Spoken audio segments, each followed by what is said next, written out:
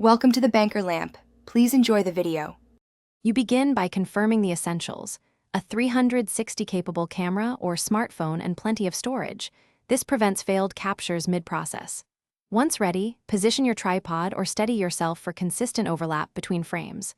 Launch the Google Street View app, select Camera, then Photo Sphere. You'll see a series of dots. These guide your shots. Start at a reference dot and rotate smoothly, capturing each dot in sequence. This ensures the software can stitch images accurately. Now you move through the core capture and stitching steps. Rotate the camera slowly and aim for roughly 20 to 40% overlap. This helps stitching algorithms find matching points.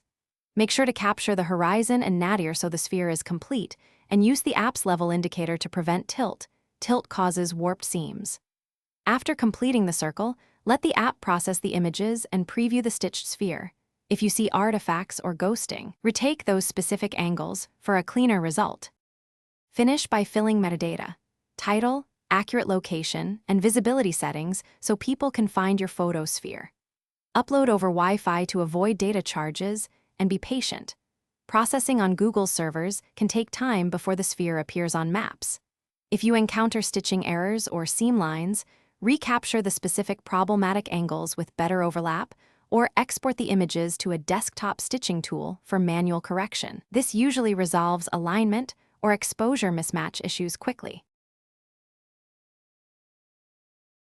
Thanks for watching. If this was helpful, leave a like and consider subscribing. See you next time.